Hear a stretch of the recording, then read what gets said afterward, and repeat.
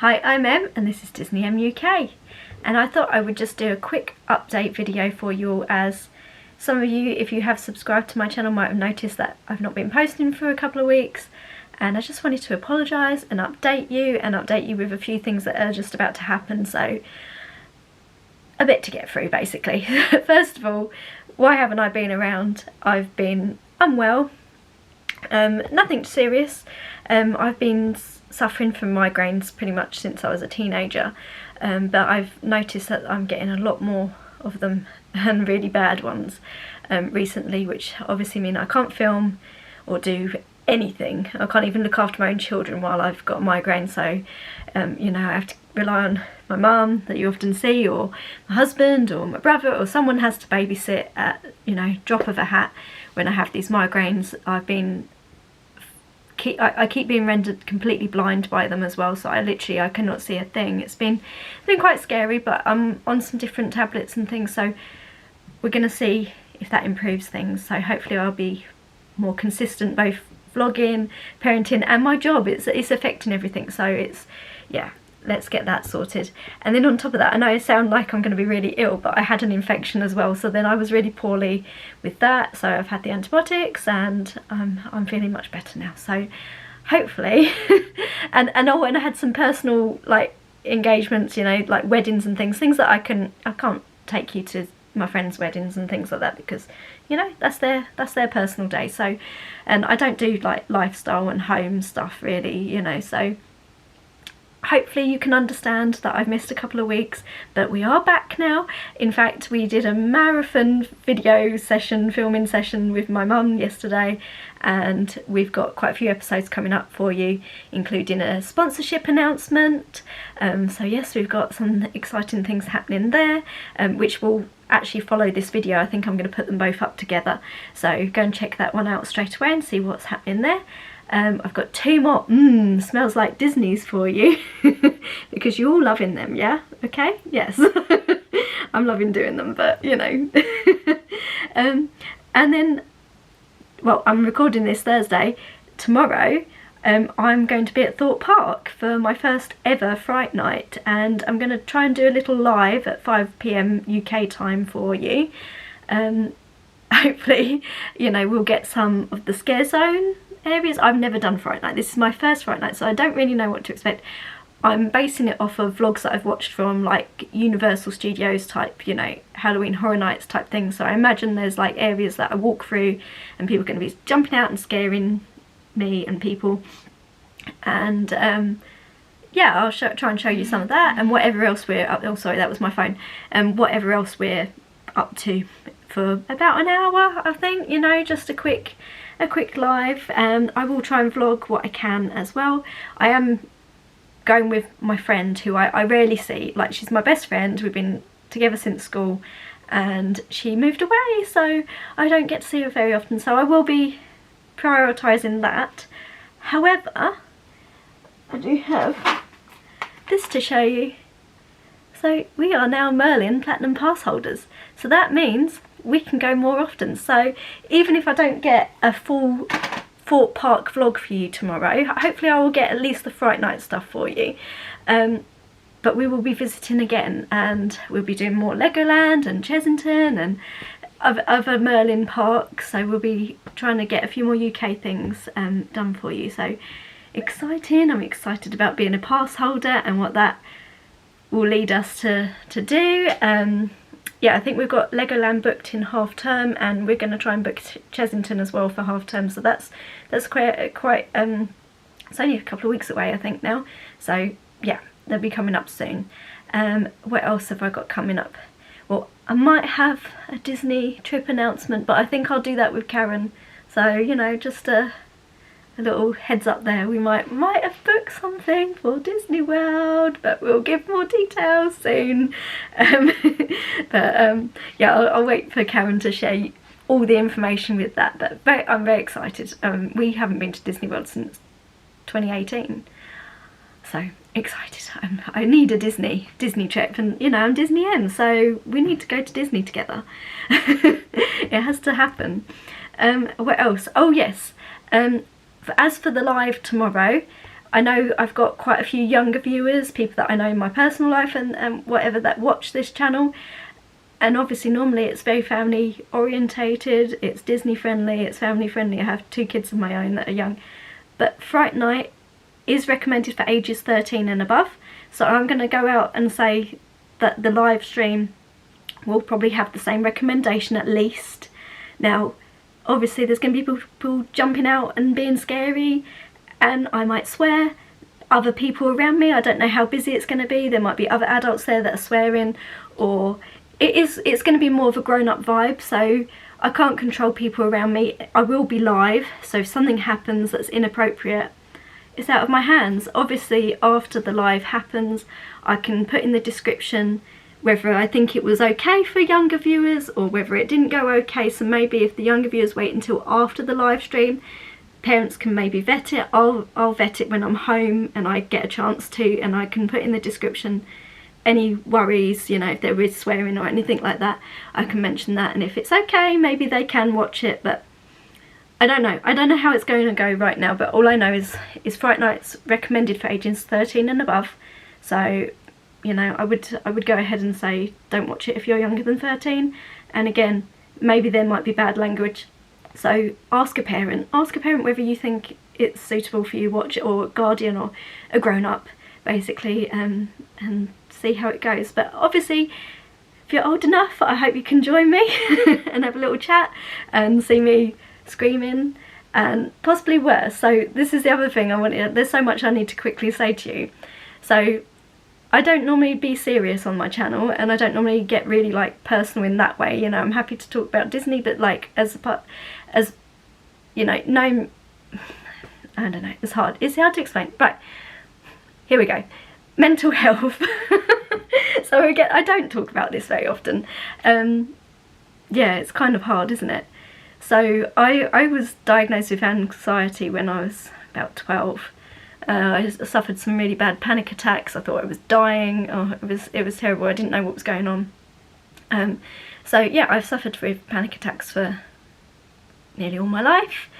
I've also had depression and postnatal depression, and you know, I'm not going to go into it loads, but basically you can get what's called a disabled access pass at the Merlin parks, or certainly Fort Park, Alton Towers, Legoland, Chesington, those parks I know that it works for.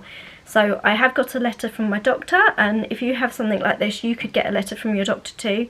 And it basically means that if I'm not up to standing in a closed, cramped, you know, queue for hours, you will be able to get a return time. So you don't jump the ship, you don't get to like go straight to the front.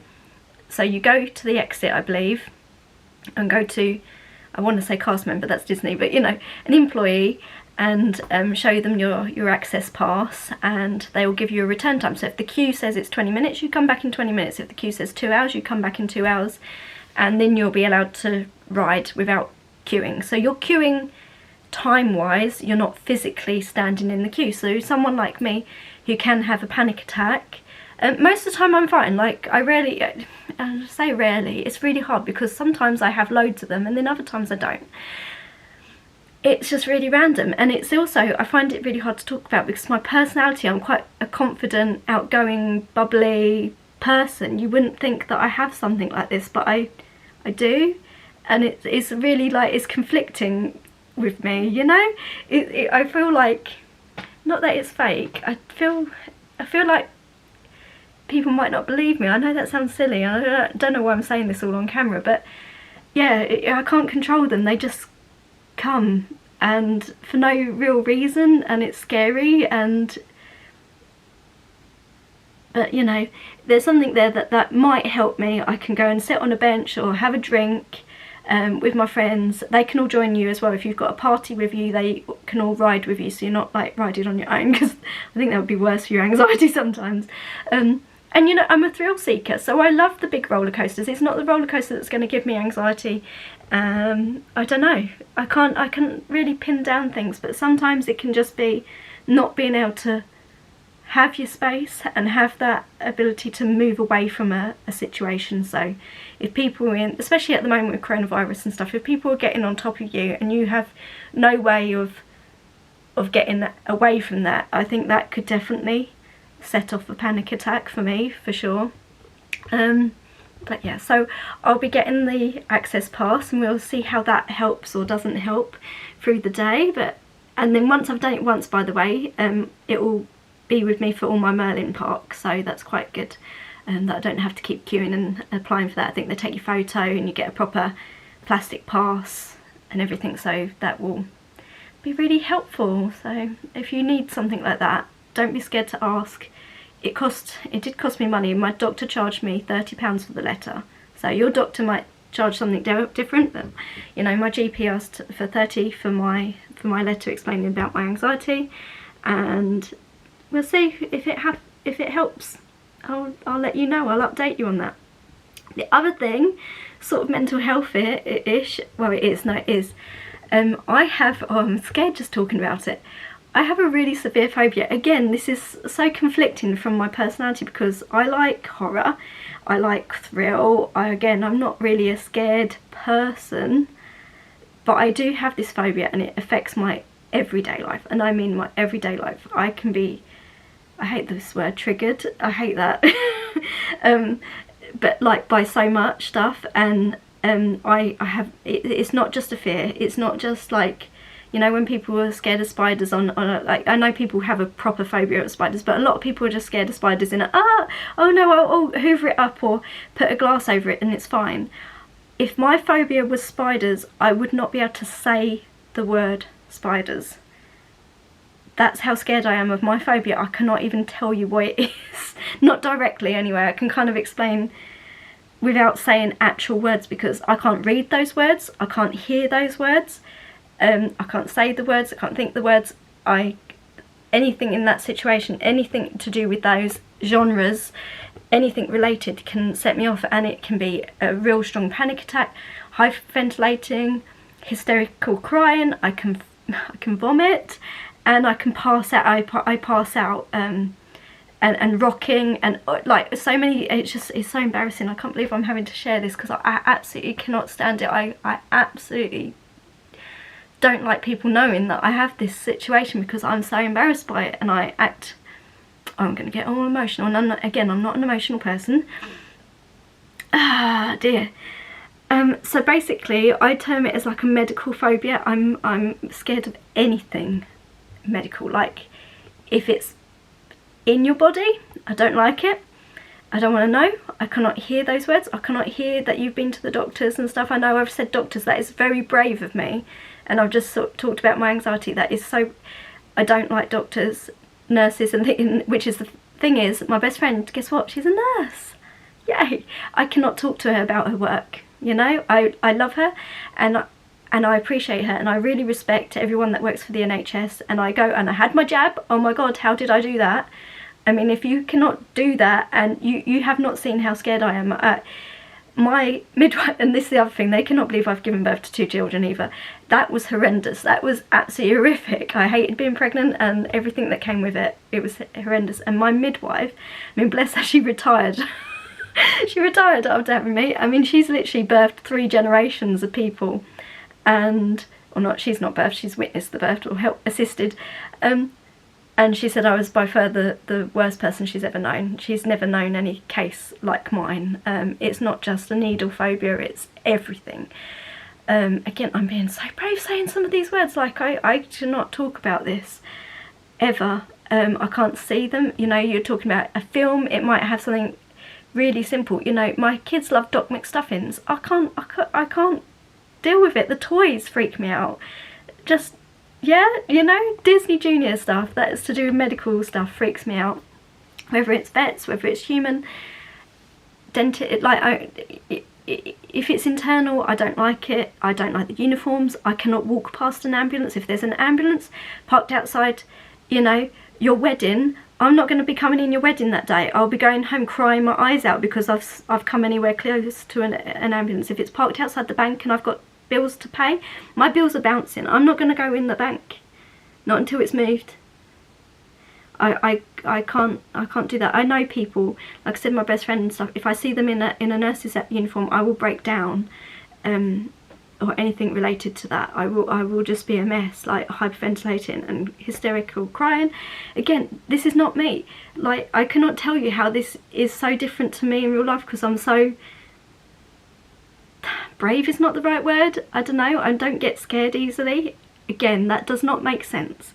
You know, you can tell me ghost stories and whatever and I'm fine, but I can't deal with the gore. So being like that at horror nights, obviously I've never done it. I love all the ghosts. I love zombies. How can I like zombies when I'm scared of everything that they do and everything in the film? I love Zombieland, but I can't watch it.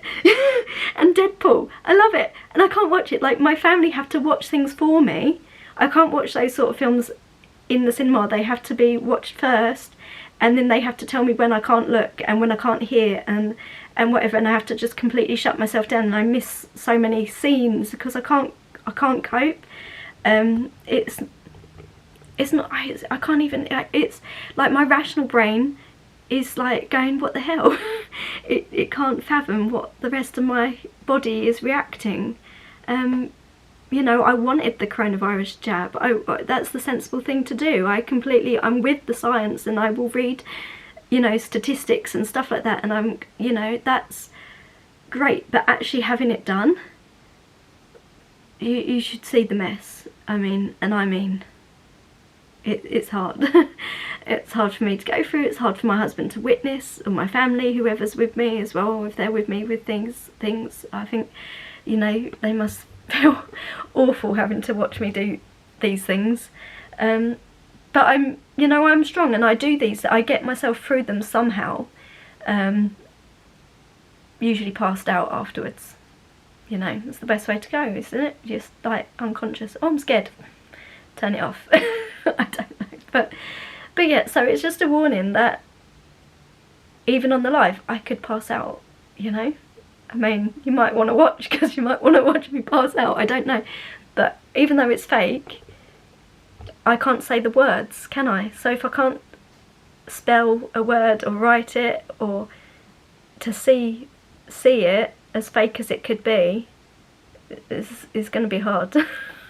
So we'll see how that goes. So there we go. There was a deep insight to me, very brief. Maybe I'll talk a bit better about it one day. Maybe I need my husband and he can explain, because I literally use him as a way of talking and communicating to medical people if I need anything done, because I can't look at them, I can't talk to people, and I feel rude and selfish, because again, I respect these people, and you know, the rational side of me completely doesn't get the rest of me, you know, and I you know, I will go out and clap the NHS. I'm not anti it, you know, that's not what I want to be, and I don't like being rude, and people have been so kind. Like my midwife, she was amazing. Honestly, I cannot thank her enough, because she was probably the most understanding about it ever. Because some people pressure me, some people try to take the tough love approach, or you got to have it done, bam, or whatever,